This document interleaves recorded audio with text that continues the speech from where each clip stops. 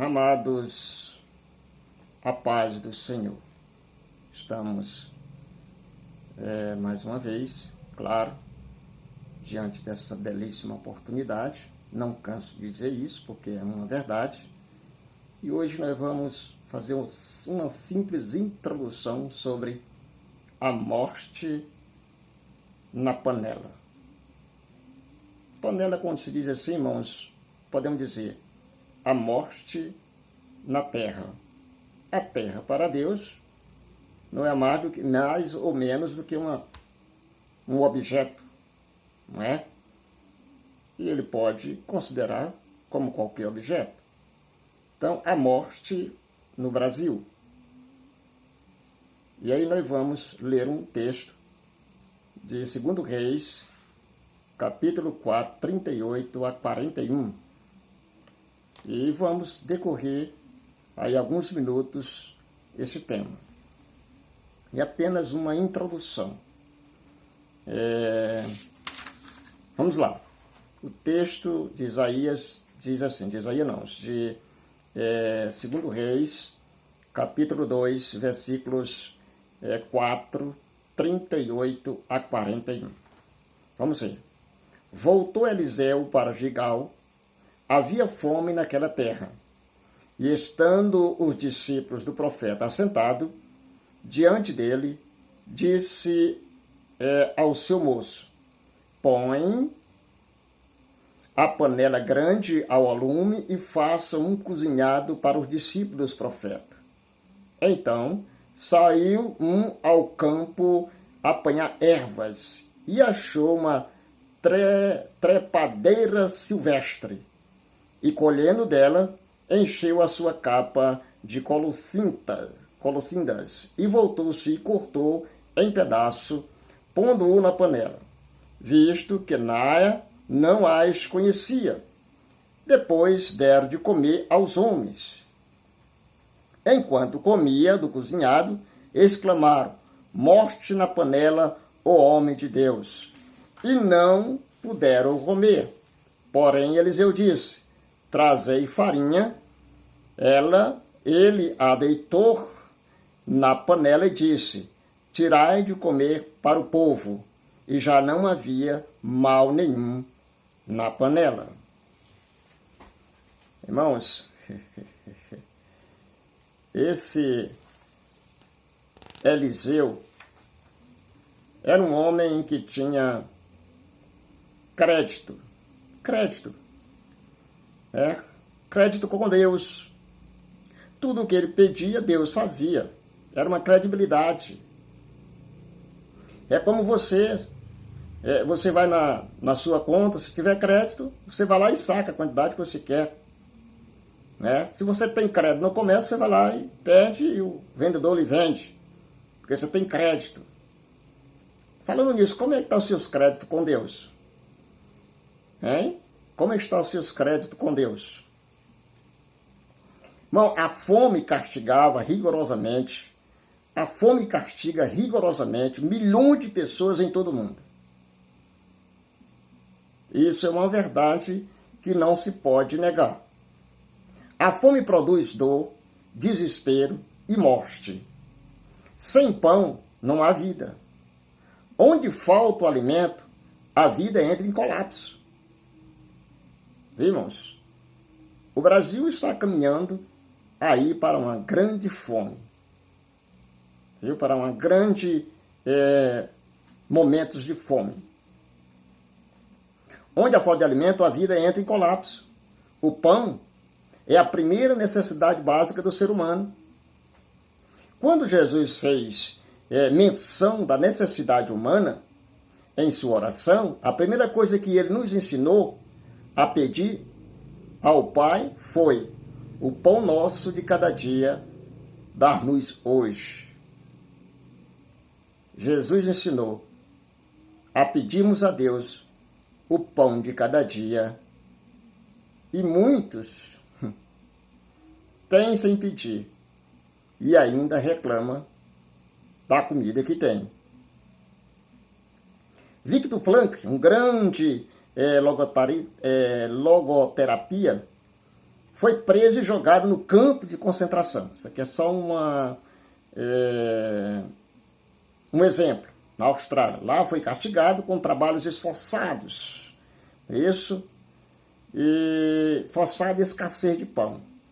No seu livro Em Busca de Sentido, é algo que eu estou repassando para você, o mesmo registra que o assunto mais presente dos prisioneiros naquele tempo de horror não era sobre liberdade, riqueza, prazer ou família, mas sobre pão. Certo? Mas hoje o que a gente mais vê hoje aí, irmãos, na mídia, o assunto é corrupção. O assunto é corrupção. Não tem ninguém pensando no futuro. Se retarguando, ou se guardando, ou se organizando para uma grande fome. Uma pesquisa feita em crianças, irmãos, sobreviventes da Segunda Guerra Mundial, isso aqui é só uma tradução, irmãos, descobriu que, a despeito de entrar em lugar seguro, tiraram e ter alimentos com fartura, não conseguiram dormir, isso com celeridade. Já uma psicóloga identificou nessas crianças uma insegurança quanto ao suprimento do dia seguinte. Recomendou que se desse a cada uma delas, veja bem, um pedaço de pão para segurar durante a noite. Assim as crianças dormiram com segurança. O pão é uma necessidade básica. Irmãos, o pão é uma necessidade básica. Você não pode ficar sem ele, e indispensável para a nossa sobrevivência. Sem ele, o desespero e a morte reinam, irmãos. Sem ele, o desespero e a morte reinam. Entendeu, irmãos? Pois é. Nos dias do profeta Eliseu, agora sim, vamos lá. Houve uma grande fome na terra. O povo andava inquieto. Irmão, o cabo mata isso para dar alimentação para o seu filho. Certo? O povo andava inquieto. As pessoas desesperadas procuravam pão, mas não havia pão. O juiz de Deus castigava a terra. Observe. O juiz de Deus castigava a terra. A seca, a pobreza e a fome assolavam o povo de Israel.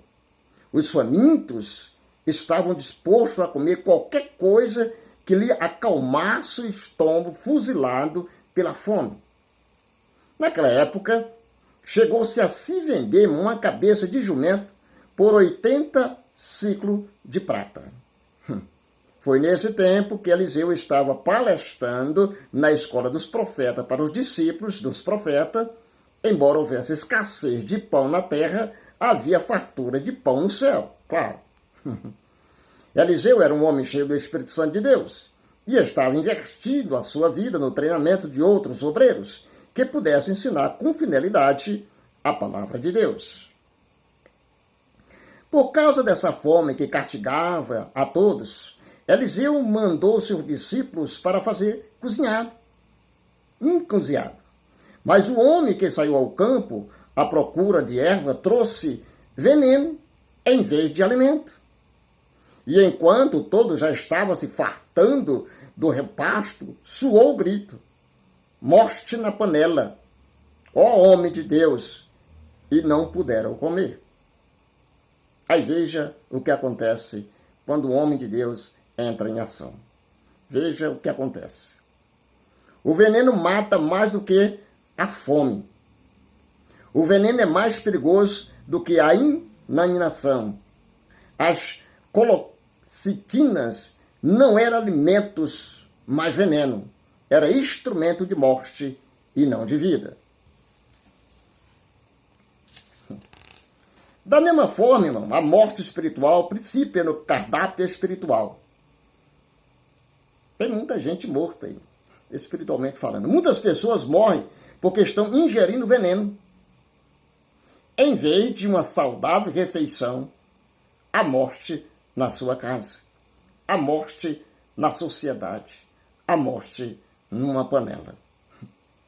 O primeiro sinal do fim dos tempos apontado por Jesus no seu sermão profético foi o engano religioso. Ele alertou para o fato de que se levantaria falsos mestres, falsos cristos e falsas doutrinas. Alertou, e o que ele alertou, certo, está acontecendo. Então isso é sinal de que Jesus está voltando. Estamos vivendo no tempo, irmãos. Nós estamos vivendo no tempo da prolificação espantosa de novas doutrinas, novas seitas e novas igrejas.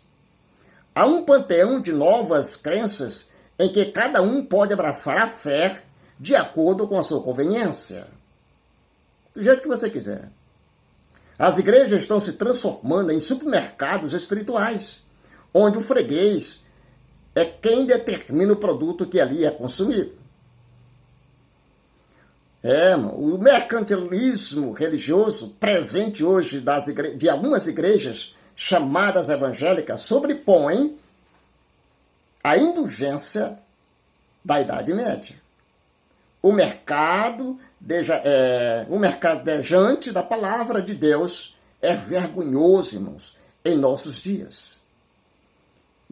Em nossos dias, líderes religiosos sem escrúpulo criam igreja para os seus enriquecimentos. Ô vergonha, irmãos! Por que não formam uma igreja para a pregação do Evangelho? A doutrina deles são o seguinte: investir no céu para ter na terra. Irmãos? Tá vendo, irmãos?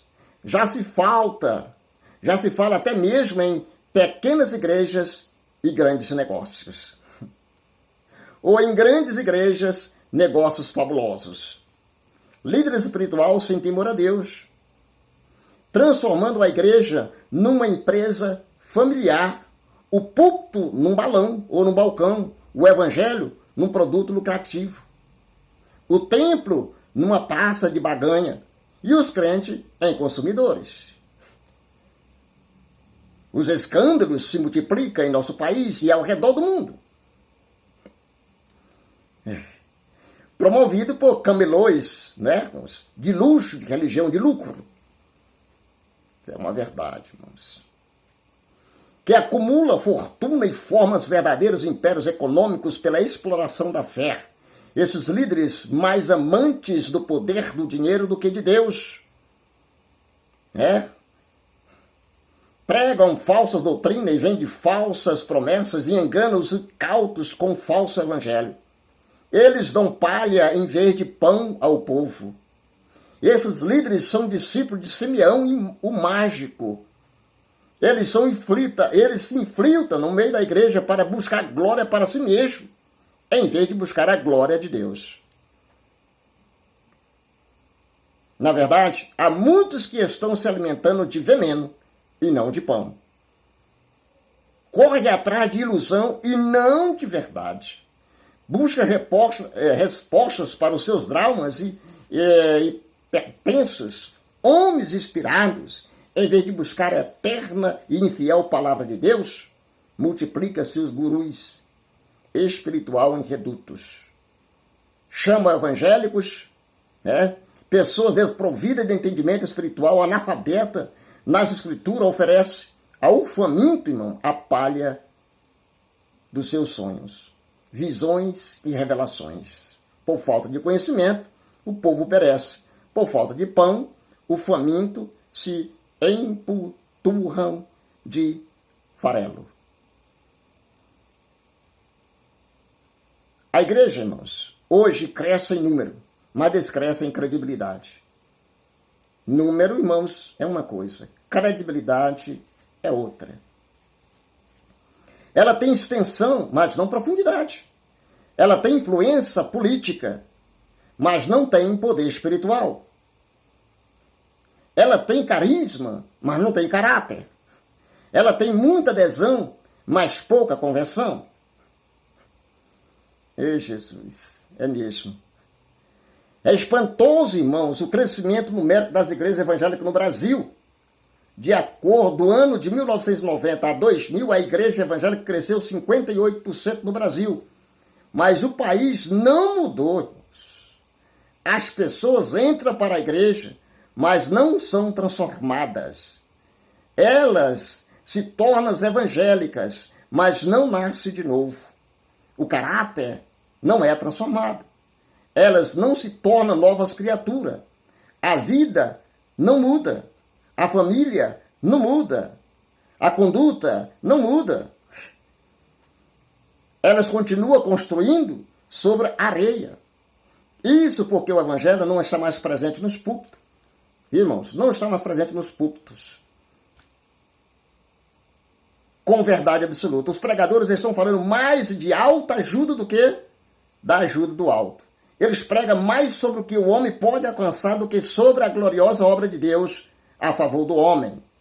Na verdade, os pregadores estão atrás de aplauso e riqueza, em vez de buscarem a glória de Deus e a salvação dos perdidos. Irmãos, essa é só a primeira parte. No próximo vídeo, a gente vai dar continuidade na segunda parte desse comentário. Eu quero de já agradecer a você que pela misericórdia de Deus esteve aí assistindo esse vídeo. Você pode se inscrever no meu canal, irmãos. Pode se inscrever. A gente fica muito grato, tá? Quando a gente vai lá dar uma olhada e tem tantas pessoas que se inscreveram, tá? Fique com Deus, fique na paz do Senhor Jesus. Que Deus em Cristo abençoe você e toda a sua família, em nome de Deus. Amém, Jesus, e amém.